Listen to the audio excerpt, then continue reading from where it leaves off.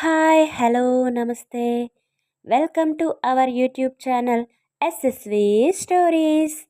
ఈరోజు మనం చెప్పుకోబోతున్న కథ హృదయభాను పార్ట్ 27. ఓకే, ఇక ఏమాత్రం ఆలస్యం చేయకుండా కథలోకి వెళ్ళిపోదాం.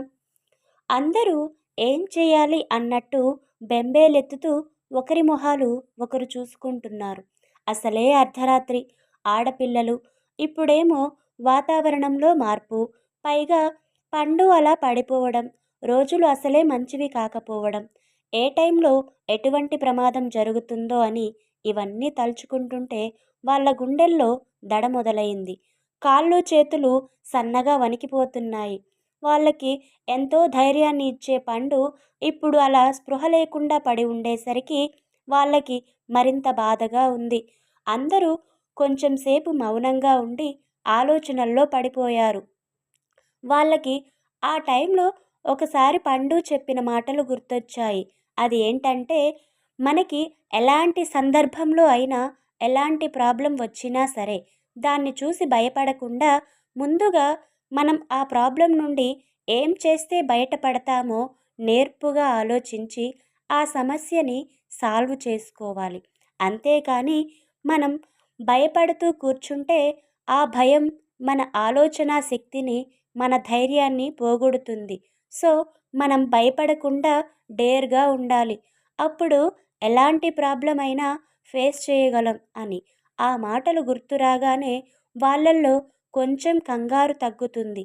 దాంతో కొంచెం సేపు ఆలోచించి ఇప్పుడు ఎలాగైనా సరే అక్కడ నుండి క్షేమంగా ఇళ్ళకి చేరుకోవాలి అని గుండె దిట్టువ చేసుకుని చిన్నగా పండుని వాళ్ళ స్కూటీపై కూర్చోపెట్టుకుని వెనక ఒకరు కూర్చుని పండుని పట్టుకుని ఎలాగోలా ఇంటికి కానీ దగ్గరలో ఉన్న హాస్పిటల్కి కానీ తీసుకెళ్ళాలి అని నిర్ణయించుకుంటారు.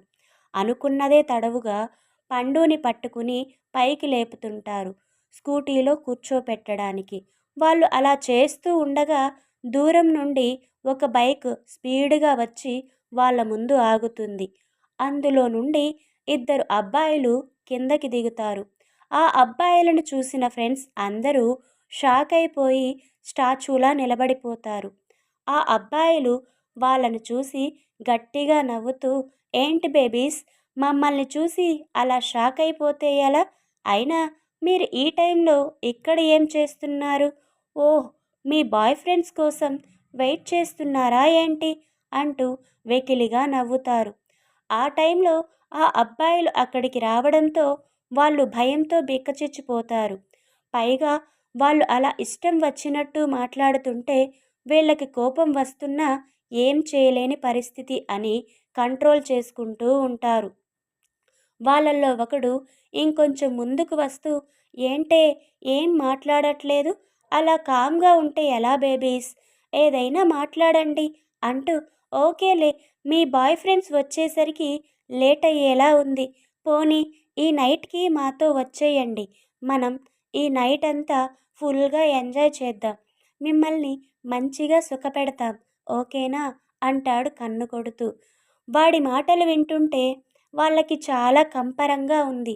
అయినా కోపంని కంట్రోల్ చేసుకుంటూ సైలెంట్గా ఉన్నారు. వాడు ఎప్పుడైతే ఆ చివరి మాట అన్నాడో వాళ్ళ కోపం కంట్రోల్ తప్పి వాడి చెంప పగలగొడతారు. కోపంతో ఊగిపోతూ, ఏంట్రా, కామ్గా ఉన్నాం కదా అని పిచ్చి పిచ్చిగా వాగుతున్నావు? ఇంకొక్క మాట ఎక్కువగా మాట్లాడావంటే ఈసారి చేత్తో కాదు చెప్పుతో కొట్టాల్సి వస్తుంది అంటారు సీరియస్ లుక్ ఇస్తూ వార్నింగ్ టోన్తో.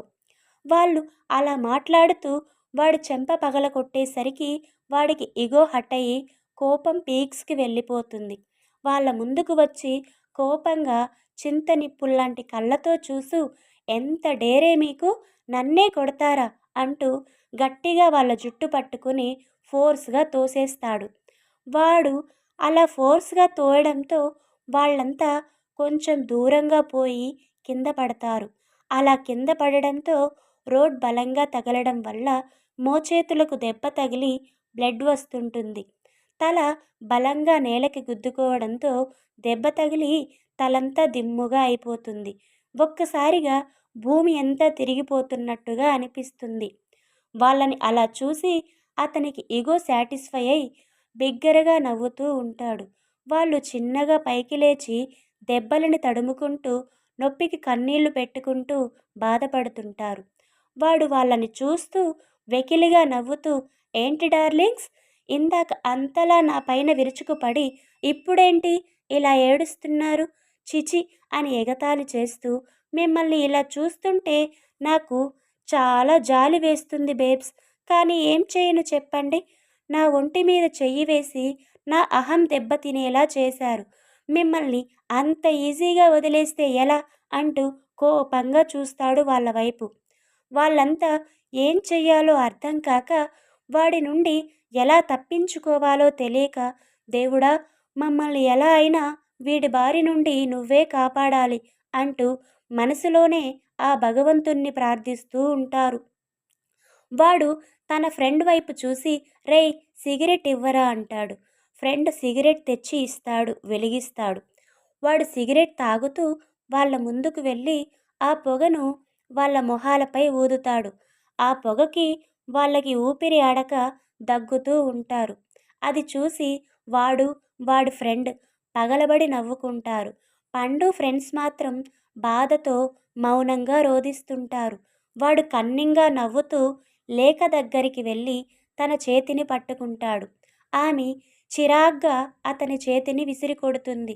వాడు చిన్నగా స్మైల్ చేస్తూ తనకి ఇంకా దగ్గరగా వెళ్తూ, ఏంటి బేబీ ఇది, నువ్వు ఇలా చేస్తే ఎలా చెప్పు, అయినా ప్రేమించినవాడు ప్రేమగా చెయ్యి పట్టుకుంటే ఇలా విసిరి కొడతారా ఎవరైనా అంటూ తన చెంపపై చేయి వేయాలని చూస్తాడు. అది గమనించిన లేఖ 2 అడుగులు వెనక్కి వేస్తుంది. దాంతో వాడికి కోపం వచ్చి 2 అడుగులు ముందుకు వెళ్ళి, ఏంటే, పాపం కదా అని కూల్గా హ్యాండిల్ చేద్దామనుకుంటే ఓ రెచ్చిపోతున్నావు, అప్పుడు కూడా అలానే నన్ను లవ్ చేయవే అంటే పిచ్చివాడిలా నీ వెనక తిరిగితే నన్ను ఒక వెధవలా చూసి నీ ఫ్రెండ్ చేత రోడ్ మీద అంతమంది జనాల ముందు నా చెంప పగలకొట్టించావు. నా ఇజ్జత్ మొత్తం ఖరాబ్ చేశావు. ఇప్పుడు మీకు అర్థమైందిగా ఆ కోపంగా చూసిన కళ్ళు ఎవరివో. అతనే అండి, లేఖని లవ్ చేస్తున్నాను అంటూ ఒకడు వెంటపడి వేధిస్తుంటే పండు కొట్టిందిగా వాడే. అప్పటి నుండి వీళ్ళపై పగ తీర్చుకోవాలని చూస్తున్నాడు. ఏదో నీ ఫిగర్ బాగుంది కదా, నీ అందాన్ని నా సొంతం చేసుకుని కొన్ని రోజులు ఎంజాయ్ చేద్దామనుకుంటే నువ్వు ఒప్పుకోకపోగా నువ్వు నీ ఫ్రెండ్ కలిసి నన్ను నలుగురిలో అవమానించారు.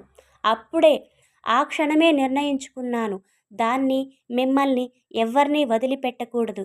నన్ను అవమానించిన దానికి రెట్టింపుగా మిమ్మల్ని బాధ పెట్టాలని అంటూ కోపంగా గట్టిగా అరుస్తాడు. ఫ్రెండ్స్ అంతా వాడి మాటలకి బిక్క చచ్చిపోతారు. అవునే, ఇంతకీ నీ ఫ్రెండ్ ఆ వీరనారి ఎక్కడ, నేను ఇంత చేస్తున్నా తన ఎంట్రీ లేదు ఏంటి, ఇక్కడ లేదా అంటూ, అయినా మీ దగ్గర లేకుండా ఎక్కడికి పోతుంది, అది పోవాలి అనుకున్నా ఎక్కువ దూరం పోలేదుగా, ఈ మాటకి మత్తుగా ఎక్కడో పడుంటుంది అంటూ చెప్తుంటాడు. ఫ్రెండ్స్ అంతా వాడికి ఆ విషయం ఎలా తెలుసు అన్నట్టు అయోమయంగా చూస్తుంటారు వాడి వైపు.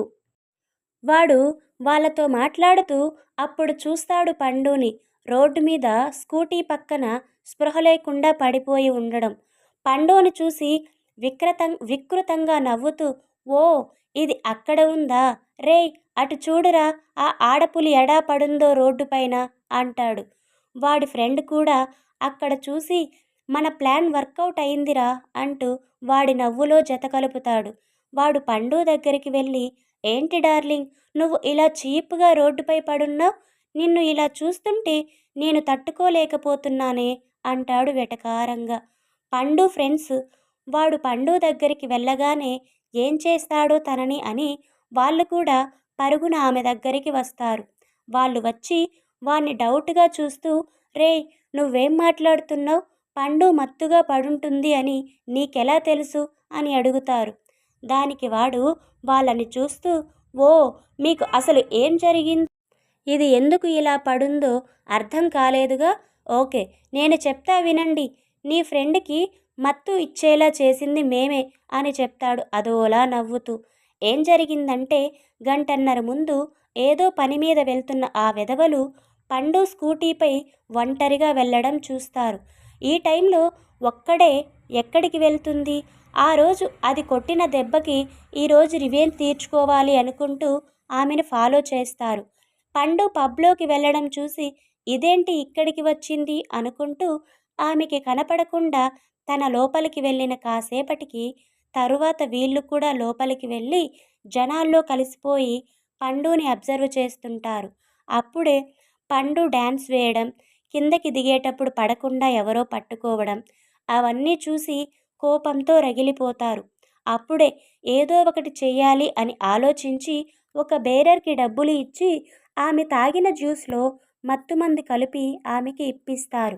అవేం తెలియని పండు అవి తాగి ఇప్పుడు ఇలా మత్తుగా పడిపోయింది అని చెప్పడం ముగించి వాళ్ళ వైపు నా ప్లాన్ ఎలా ఉంది అన్నట్టు చూస్తూ పండుని ఫేస్పై తడుతూ ఏయ్ లేవవే, ఇటు చూడు, ఇక్కడ నీ ఫ్రెండ్స్ ఇప్పుడు నా చేతుల్లో ఉన్నారు. ఇప్పుడు ఎవరు కాపాడుతారు వీళ్ళని? లేయి, లేచి కాపాడు అంటూ చెంపపై గట్టి గట్టిగా కొడుతుంటాడు. వాడు చెప్పింది అంతా విన్న ఫ్రెండ్స్కి వాడు ప్లాన్ ప్రకారమే ఇలా చేశాడు అని అర్థమై బాధపడుతూ వాడు పండును కొట్టడం చూసి రేయ్ తనని ఏం చెయ్యకు అంటూ ప్రాధేయపడతారు. వాడు కోపంగా దీన్ని ఏం చేయకూడదా? నన్ను నలుగురిలో అవమానించిన దాన్ని ఏం చేయకుండా ఎలా ఉంటానే? అప్పుడు అయితే నిన్ను ఒక్కదాన్నే అనుభవించి నా కోరిక తీర్చుకుందామనుకున్నాను. ఎప్పుడైతే ఇది నన్ను కొట్టిందో ఆ క్షణమే నిర్ణయించుకున్నాను దీని జీవితాన్ని కూడా సర్వనాశనం చేయాలి అని. అది తలుచుకుంటూ ఇది కుళ్ళి కుళ్ళి చావాలి అని అంటూ కోపంగా చెప్తాడు ఆ అబ్బాయి. ఇప్పుడు ఈ వెధవలు లేఖ వాళ్ళని ఏం చేస్తారో నెక్స్ట్ పార్ట్లో తెలుసుకుందాం. మీకు కనుక మన స్టోరీస్ నచ్చుతున్నట్టయితే please like, share, comment and